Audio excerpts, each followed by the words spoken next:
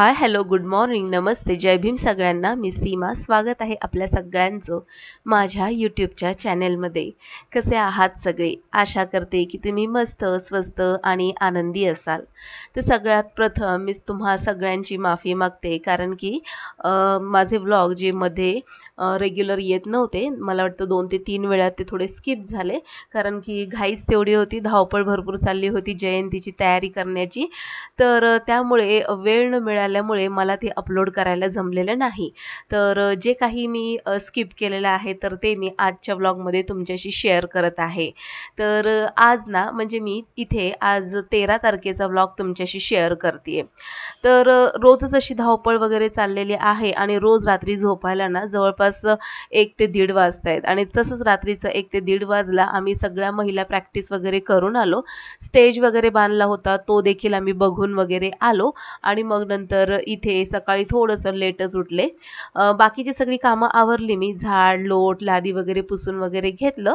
पण मग आता म्हटलं की चला आता इथे स्वयंपाकाची तयारी करून घेऊया. तर आता ना माझ्याकडे वेळ फार कमी आहे आणि कमीत कमी वेळेमध्ये ना मला जास्तीत जास्त कामं उरकायची. तर मला सुचत नाहीये की नक्की मी सुरुवात कुठून करू. तर म्हटलं की ठीक आहे चला. तर आज ना मी नाश्त्याला काही असं पोहे किंवा मग असं काही बनवत बसले नाही. तर मुलाला सरळ म्हटलं की जा ब्रेड घेऊन ये आणि मग आपण ब्रेड आणि चहाचा नाश्ता करूया आज. तर ठीक आहे बोलला, कारण की मुलांना देखील ब्रेड आवडतो.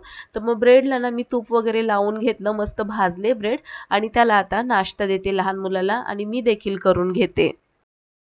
आता तुम्ही म्हणत असाल की इतकी कसली धावपळ? तर आता जे लोकं जयंती साजरी करतात ना, तर त्यांनाच माहिती आहे की किती धावपळ असते या 2 ते 3 दिवसामध्ये. म्हणजे माझा तर महिना पूर्णपणे 1 महिन्यापासून आमची प्रॅक्टिस वगैरे सुरू आहे डान्सची. शिवाय घरातली कामं, क्लासेस, त्याच्यानंतर फराळाचं बनवायचं, शॉपिंग झाली, मुलांची तयारी करणं, मुलांचं हे सगळं म्हणजे ना एकदमच एकावरती येऊन पडलं ना, तर समजतं की किती धावपळ असते. आणि आपल्या घरातली जी जेंट्स मंडळी असतात, पुरुष मंडळी, ते फक्त आपल्याला काय हवंय आणि काय नको ते आणून देण्याचं काम करतात. बाकी सगळं आपल्यालाच करायचं असतं. तर तसंच काहीसं आता सध्या तरी माझ्यासोबत होतंय. तर नाश्ता वगैरे करून घेतला मी आणि आता इथे ना मी विचार केला की चला पटकन कुकर वगैरे लावून घेते. तर आज 13 एप्रिल आहे आणि म्हणून म्हटलं की आज काहीतरी गोडधोड व्हायलाच पाहिजे. तसं तर 14 एप्रिलला गोडधोड करायला हवंय. पण 14 एप्रिलला ना आमच्याकडे पूर्ण निळकंठ पार्कमध्ये जेवण ठेवलं जातं. म्हणजे हे जे आम्ही जेवढे आमच्या समाजाची जी लोकं आहेत तर त्या सगळे मिळून एकत्र कार्यक्रम करतात. तर त्यांचं जेवण असतं दुपारचं आणि रात्री मग मिरवणूक वगैरे काढून आम्ही तिकडून बाहेरूनच जेवून येतो. त्यामुळे ना 14 एप्रिलचं स्वयंपाकाचा काही तामझाम नसतो आणि म्हणून मी आज ना 13 तारखेलाच ठरवलं की चला शॉर्टकट स्वयंपाक काय करता येईल तर तो करूया.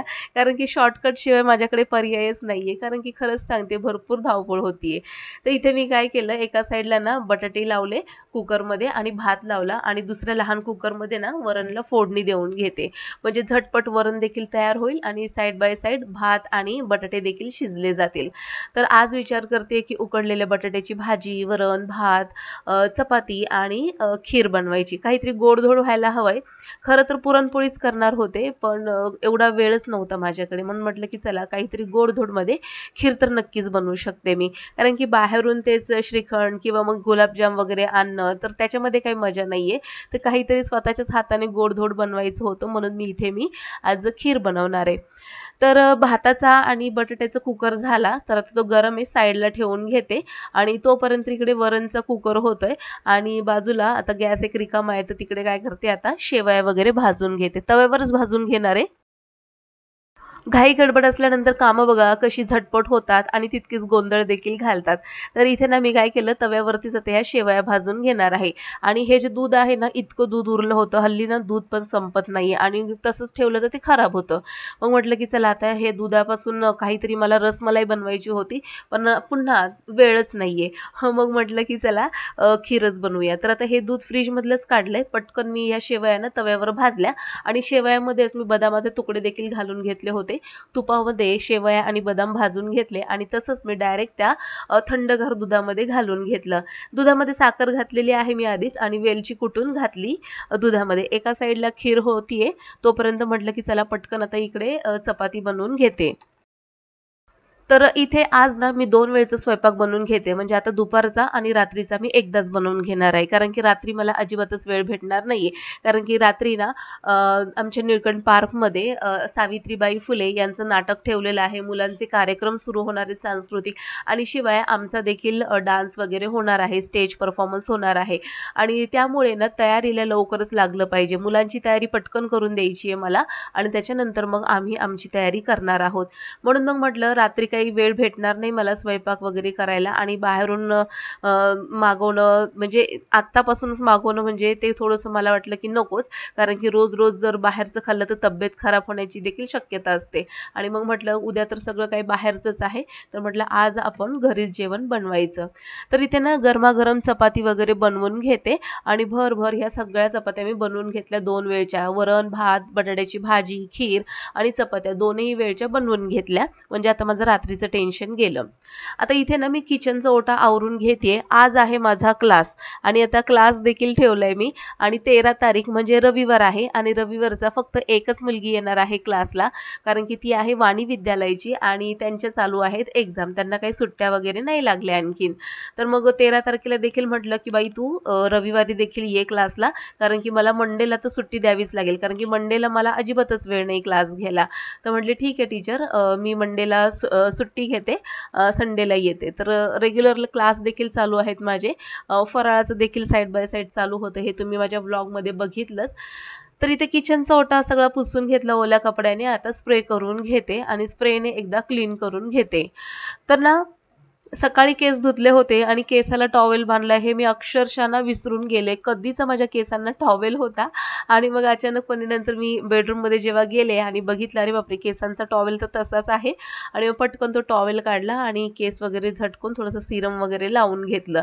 तर अशी गडबड होते घाई गडबडीमध्ये म्हणजे एखादं काम करायचं आणि त्याच्याच पाठीमागे आपण लागून राहतो आणि मग जे महत्त्वाची कामं जसं केस वगैरे सुकवणं तर ते तसंच राहूनच गेलं. तर असं केस तर काय असेच सुकून जातील. तर हा किचनचा ओटा आणि ही पाठीमागची भिंत, गॅस वगैरे सगळं क्लीन केलं. कारण की मला ना आता रात्री पुन्हा हे सगळं खराब झालेल्या अवस्थेमध्ये मला नाही बघायचंय. तर हे सगळं आवरलं आणि माझ्या घरातल्या मुलांना आणि माझ्या मिस्टरांना देखील इन्स्ट्रक्शन देऊन ठेवलं की किचनमध्ये जास्त पसारा करायचा नाही. कारण की किचनमध्ये म्हणजे आज आपण संध्याकाळी जास्तीत जास्त बाहेर असणार आहोत. पण म्हणून दिवसभर तुम्ही काहीतरी चहा किंवा मग पाण्याचे ग्लास वगैरे असं काही जास्त काढू नका म्हणून. तर ठीक आहे ते लोकांनी पण म्हणले की हां ठीक आहे आम्ही करू म्हणून. इथे आता पटापट ना भांडे घासून घेते. तर सिंकमध्ये बऱ्यापैकी स्वयंपाकाची भांडी पडली होती आणि नाश्त्याची देखील प्लेट्स वगैरे होत्या. तर मग आता त्या क्लीन करून घेते. तर आज 13 तारखेची कसली घाई गडबड आहे तर ते सांगते. तर सकाळी उठल्यापासून मी लादी, झाडू वगैरे करून घेतला. त्याच्यानंतर स्वयंपाक केला, नाश्ता झाला, किचन वगैरे आवरलं, भांडी वगैरे घासून घेतलं आणि आता वेळ होत आलेली आहे क्लासची. तर ना आता थोड्याच वेळामध्ये ती मुलगी येईल जिचं नाव रिद्धी आहे. तर ती येईल आणि तिला सांगितलेलं आहे की तू येशील तेव्हा डायरेक्ट रिव्हिजनला बसायचं, अजिबात टाईमपास वगैरे करायचं नाही. तर आता सुरू होईल क्लास आणि क्लास झाल्यानंतर मग मी तुमच्याशी पुन्हा भेटतेच. तर हे सगळी भांडी वगैरे मी सगळी क्लीन करून घेतली आणि बघा रात्रीची भांडी देखील बास्केटमध्ये घासून ठेवलेली आहेत मी. तर ती देखील लावायची बाकी आहे. तर सध्या तरी ना एकावरच असा लोड पडल्यासारखा होतोय. तर ना आज रविवारचा क्लास झाला. हे बघा ही चटई मी तशीच ठेवलेली आहे. ती मुलगी क्लास अटेंड करून गेली आणि रात्री आम्ही 12 वाजता ना जेव्हा काल रात्री आम्ही 12 वाजता 12 तारखेच्या रात्री 12 वाजता आम्ही स्टेजवर गेलो होतो. तर अचानकपणे एकीला आठवलं की अरे बापरे मेहंदीचे कोणच नाही आणले आपण आणि आता तोपर्यंत उशीर झाला होता. सगळे दुकान वगैरे बंद झालेले. मग तिने तिच्या मुलाला सांगितलं की कोण आणायचे कुठून आणणार. तर मग तो बोलला मागवतो म्हणून. तर त्याने ना ब्लिंकिटवरून कोनची ऑर्डर दिली आणि जवळपास 6 कोन 15 मिनिटांमध्ये आम्हाला मिळाले. तर हे बघा आता ते ना रात्री मला काही वेळच भेटला नाही मेहंदी लावायला. क्लास झाल्यानंतर बघा एका हाताला मी मेहंदी लावली आणि दुसऱ्या हाताला ना मी आता जसा वेळ भेटेल तसं लावणार आहे. एक हात ठेवलाय थोडंफार काम वगैरे करायला लागेलच. आता इथे डायरेक्ट मी तुम्हाला संध्याकाळी भेटते. थोडीफार तयारी केलेली दिसते. माझ्या हातामध्ये बांगड्या वगैरे आहेत आणि आता इथे म्हटलं की चला जायच्या आधी दिवाबत्ती अगरबत्ती लावूया, थोडीशी वंदना वगैरे करूया आणि मग नंतर खाली जाऊया. तर इथे बघा फुलं वगैरे वाहिलेली आहेत, दिवा लावलेला आहे, अगरबत्ती वगैरे लावलेली आहे आणि मुलांना घेऊन मी वंदना वगैरे करून घेणार आहे. तर सध्या धावपळ चाललेली आहे. ब्लिंकिटवरून कोण आणला? तर मला ना असं वाटत होतं की ब्लिंकिटवरून फक्त जेवणाचीच ऑर्डर देतात. पण नंतर मला समजलं की ब्लिंकिटवरून आपण सगळं काही मागवू शकतो आणि फक्त 15 मिनिटांमध्ये आम्ही त्या स्टेजवर उभं होतो त्याच वेळेस आम्हाला ते कोन मिळाले. तर खूप छान झालं आणि हे बघा आता मी तयारी केलेली आहे. तर ही नऊवारी साडी आम्ही सगळ्या महिला घालणार आहोत अशा पद्धतीची. कलर वेगवेगळे आहेत. तयारी झालेली आहे आणि थोड्याच वेळामध्ये आमचा आता डान्स परफॉर्मन्स होणार आहे. तर हे बघा आता कशी दिसतीये मी मला कमेंटमध्ये देखील कळवा आणि हा साडीचा कलर कसा वाटतोय तो देखील सांगा. आणि रात्रीच्या 12 वाजता 13 तारखेच्या रात्रीच्या 12 वाजता फटाके फुटलेले आहेत. तर भारतरत्न परमपूज्य डॉक्टर बाबासाहेब आंबेडकर यांच्या जयंतीच्या निमित्ताने तुम्हा सगळ्यांना हार्दिक शुभेच्छा. तर हे बघा आमच्या निळकंठ पार्कमध्ये अशा पद्धतीचं सेलिब्रेशन झालं. भरपूर सारे फटाके फोडण्यात आले आणि खूप सारी सजावट वगैरे केलेली आहे.